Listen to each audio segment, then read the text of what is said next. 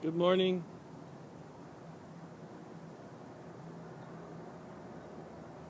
Today I woke up a bit earlier than usual. I came out in time for the sunrise and to see the crows flying into town. It was a bit more quiet than usual, but now the collective humanity is waking up. The construction people are loading the trucks.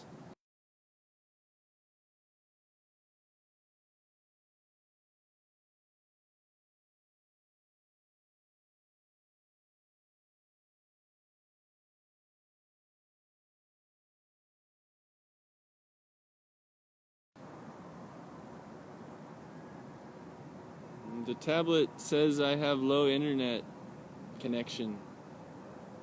So we'll see how this goes.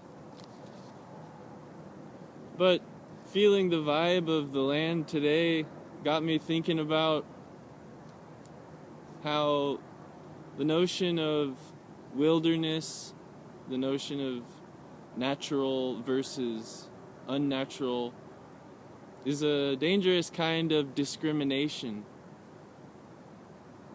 It's allowed us to... Good morning.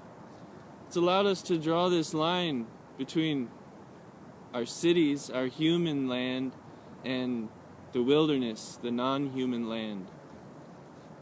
We can treat our cities like garbage, and we can preserve the wilderness.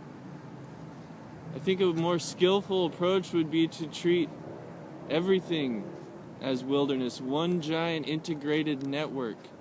We are nothing but the earth. We are children of the earth, too. Certain notions have run wild and allowed us to separate ourselves, thinking we are something else.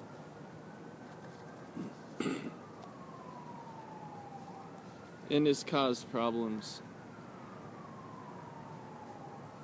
We are all one, indeed. And this morning, I'm going to read Thay's discussion of this fact that we are children of the earth too.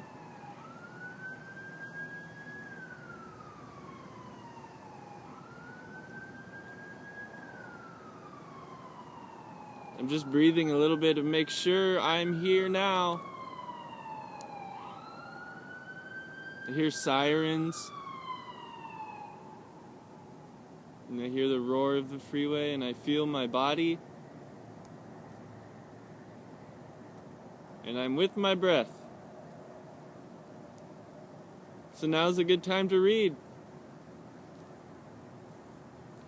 We are all children of the earth, and at some time she will take us back to herself again. We are continually arising from Mother Earth, being nurtured by her, and then returning to her. All life is impermanent. Like us, plants are born. They live for a period of time and then return to the earth. When they decompose, they fertilize our gardens. Living vegetables and decomposing vegetables are part of the same reality. Without one, the other cannot be. After 6 months, compost becomes fresh vegetables again. Plants and the earth rely on each other. Whether the earth is fresh, beautiful, and green, or whether it is arid and parched, it depends on the plants. It also depends on us. So many beings in the universe love us unconditionally. A bird's song can express joy. I can hear hummingbirds. I can hear sparrows.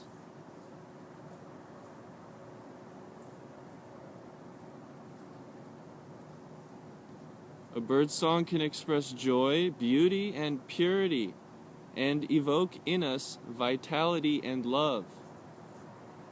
The trees, the water, and the air, they don't ask anything of us. They just love us. Even though we need this kind of love, we continue to destroy these things. We should try our best to do the least harm to all living creatures. This is the first mindfulness training. This is ahimsa or ahimsa, non-harm. We should try our best to do the least harm to all living creatures. When we garden, for example, we can learn how to grow certain plants next to our vegetables and flowers that will ward off harmful insects, deer, and rabbits, without hurting them. There are rabbits everywhere this time of year, or this year. I'm friends with the rabbits around here. I don't want to hurt the rabbits. I want them to thrive. This is love. This is metta. We want beings to thrive.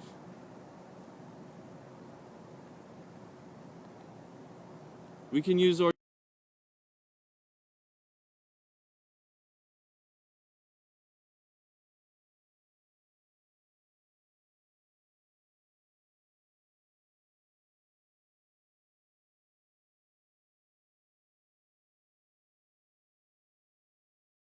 Again, it says I have low network connection. I'm just going to have to keep reading. By destroying the animals, the air, and the trees, we are destroying ourselves. We must learn to practice unconditional love for all beings so that the animals, the air, the trees, and the minerals can continue to be themselves. An oak tree is an oak tree. All it needs to do is to be itself. If an oak tree is less than an oak tree, we will all be in trouble. In our former lives, we were rocks, clouds, and trees. We have also been an oak tree.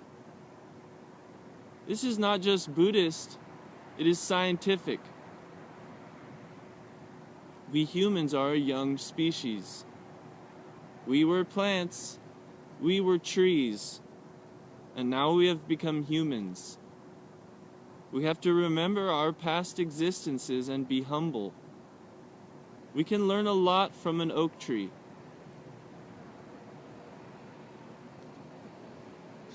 Around me, these are cottonwood trees. And I don't know what this kind of tree is. It's a young tree of some variety.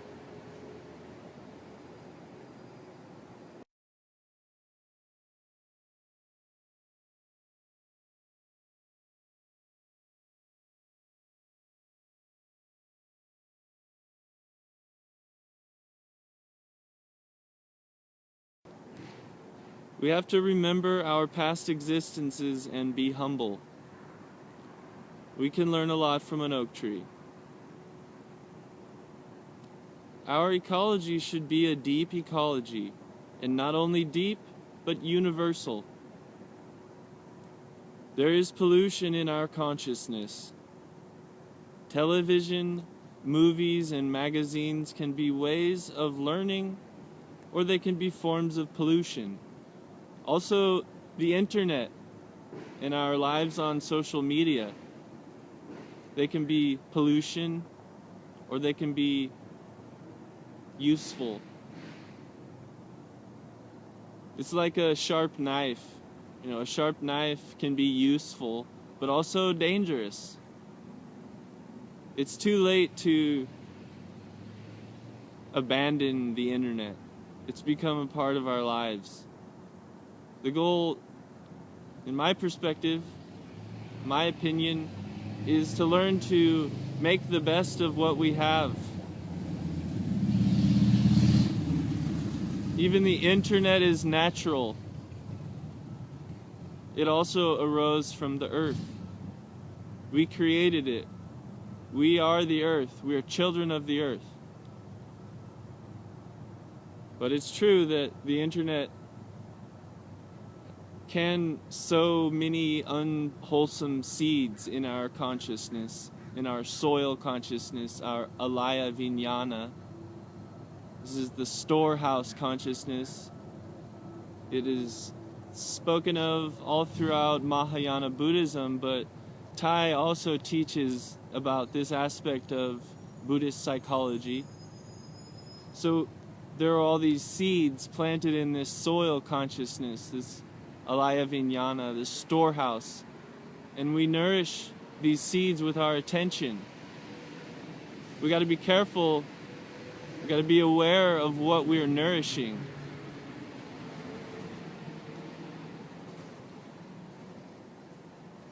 These television or magazines and movies and in the internet, they can sow seeds of violence and anxiety in us and pollute our consciousness. These things destroy us in the same way that we destroy our environment by farming with chemicals, clear-cutting trees, and polluting the water. We need to protect the ecological integrity of the earth and an ecology of the mind. Or this kind of violence and recklessness will spill over into even more areas of life. We humans think we're intelligent, but an orchid, for example, knows how to produce symmetrical flowers. A snail knows how to make a beautiful, well-proportioned shell. Compared with their knowledge, ours is not worth much at all. We should bow deeply before the orchid and the snail, and join our palms reverently before the butterfly and the magnolia tree. The feeling of respect for all species will help us to recognize and cultivate the noblest nature in ourselves.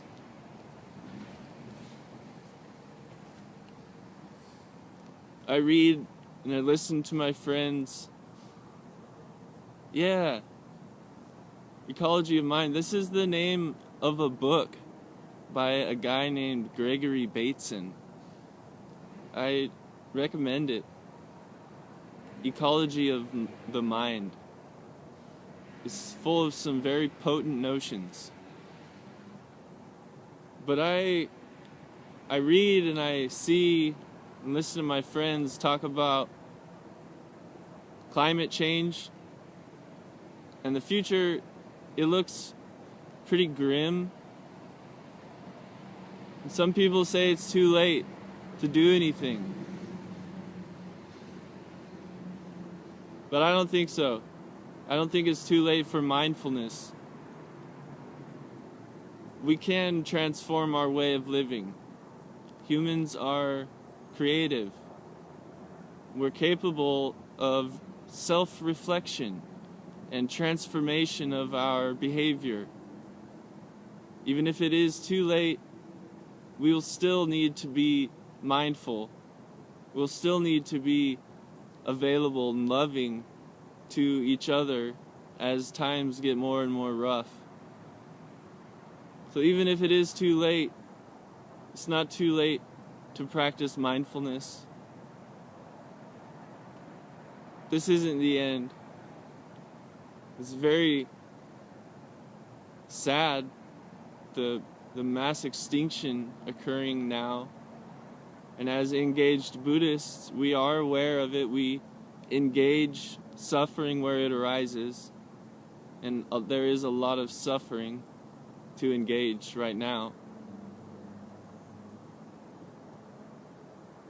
But in the middle of the night, in the great darkness, even a tiny light will shine brightly. I think we got to keep shining our light. As children of the earth, remember that we are children of the earth. When the Buddha was attaining enlightenment and Mara was attacking him with these huge armies, the Mara was like, "Who are you? Who are you to think that you can do this and stand up against me?" And the Buddha touched the earth, and he took refuge in the earth. He said, "The earth is my witness." I think it's time we all do that. We all find stability in the earth as children of the earth. Look around like, ooh, this is the earth. It's a miracle. Just marveling in the earth is enough for now. There's a lot of work to do, but we can do it with joy, or at least aim in that direction. Yeah, I think you're right. It's time to be even more kind to ourselves and kind to those whose views differ from our own. It's easy to get wrapped up in arguments with people who disagree, but when we approach these interactions with anger, the other person involved is unlikely to hear what we're trying to say. If we can maintain our love, our own minds will be more clear. We'll be able to express what we're trying to express more easily. This is in the first sutta in the Thich Nhat Hanh, which is the longer collection of the Buddha's discourses. There are two wanderers following around the Buddha and his friends, and they're arguing. One of the wanderers is saying, "Oh, the Buddha is horrible in this way and that," and then the other wanderer is arguing and saying, "No, the Buddha is great."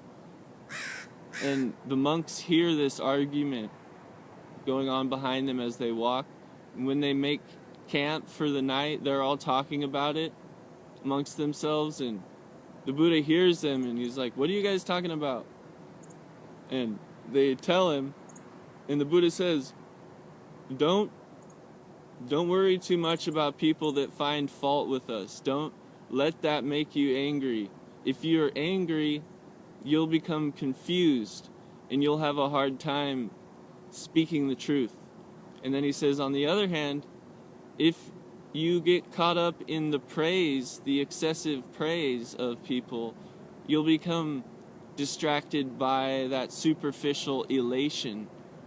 And in the same way, your minds will be unclear and you'll be unable to speak the truth.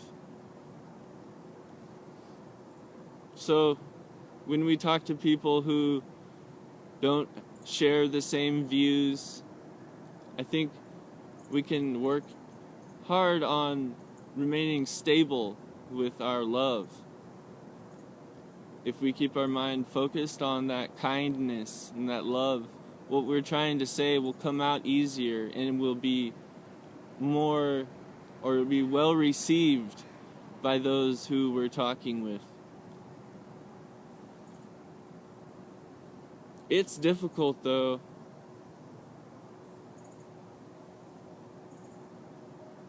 The breath can be helpful. We always have the breath. If we practice mindfulness of the breath when times are good or easy, when things are easy, then when times are rough, we will have a refuge. As long as we live, we'll have this breath. If we can condition ourselves to find pleasure in the breath, we will have a refuge everywhere we go, all the time. And so I like to share these videos. I say something, I read something, and then I invite all of you to sit with me. And we breathe in knowing that we're breathing in, and we breathe out knowing that we're breathing out. It's not something that we only do during these meditation sessions. We try to spread it out throughout our daily living. When walking, we know we're walking. When sitting, we know we're sitting. Standing, we know we're standing. Laying down, we know we're laying down. When we're at work, we know what we're doing for work. And when we're at home with screaming and playful children, we're present with them too. Always mindful. This is what makes the followers of the Buddha unique.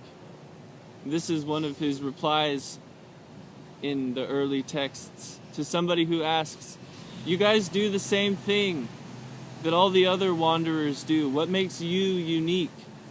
And the Buddha says, we know we're walking when we're walking. He emphasizes mindfulness.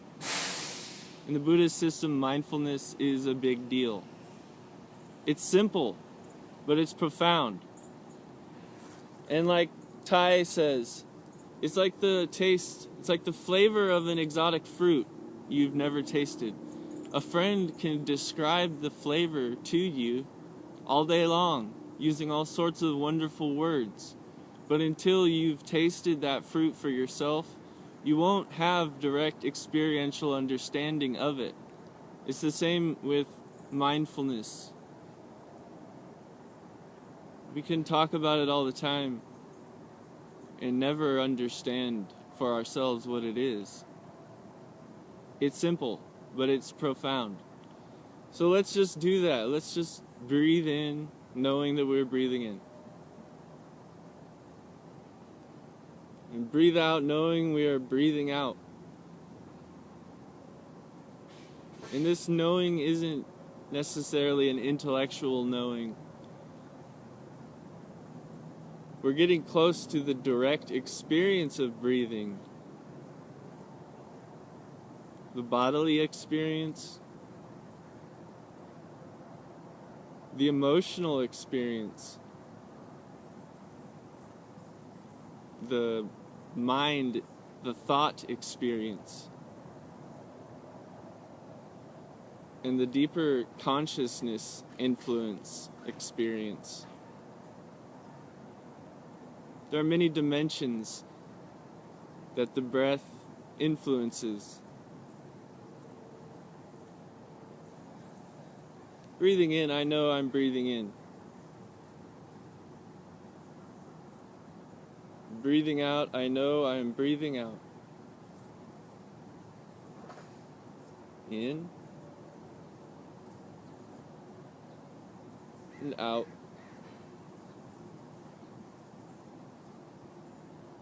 In and out.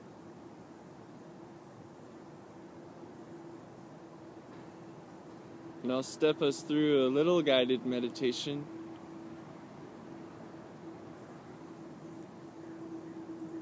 Breathing in, I see myself as a flower. Breathing out, I feel fresh. A flower. So fresh. Breathing in, I see myself as a flower. Breathing out, I feel fresh. Flower. Fresh. Flower. Fresh. Breathing in, I see myself as a mountain. Breathing out, I feel stable. Breathing in, I see myself as a mountain. Breathing out, I feel solid. Breathing in, I see myself as a mountain. Breathing out, I am unshakable. Mountain. solid. Mountain. Stable. Mountain. Unshakable. Breathing in, I see myself as open space. Breathing out, I feel free. Space. Open.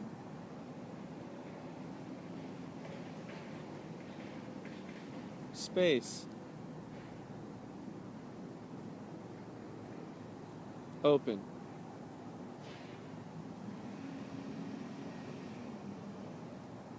Space.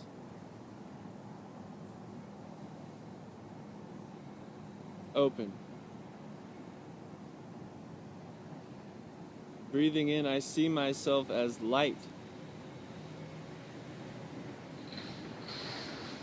Breathing out, I feel bright. Light. Bright.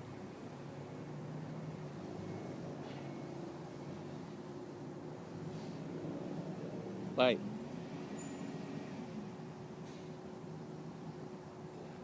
Bright.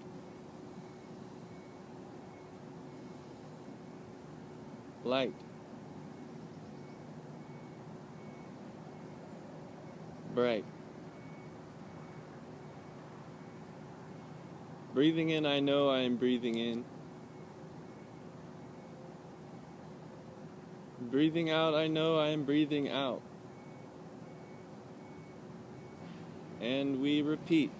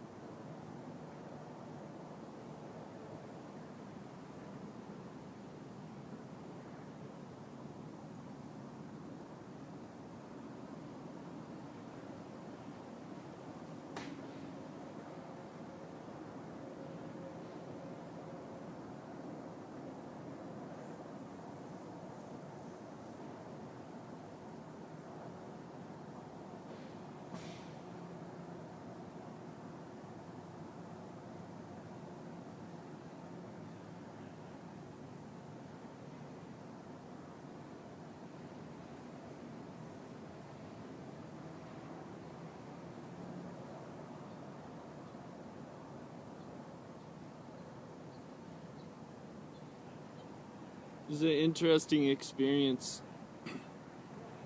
Putting your fingertips against each other, and then you listen for the pulse. You find it in one fingertip or one group, and then you can extend your awareness across the whole hand. And at first the pulses are reaching the fingertips at different times.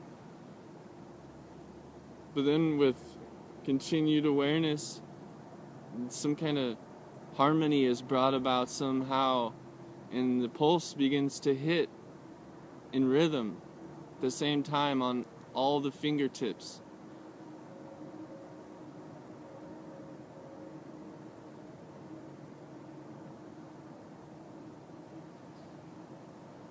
It's one interesting kind of mindfulness of body. It brings harmony to the pulse.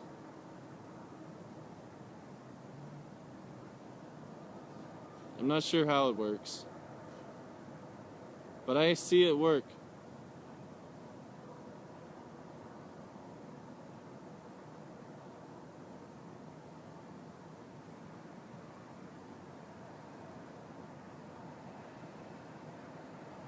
It gives the mind something to focus on.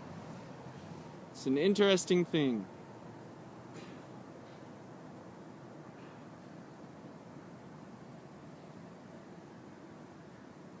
I'm gonna move along now.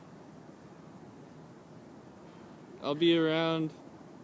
Feel free to send me a message or leave a comment.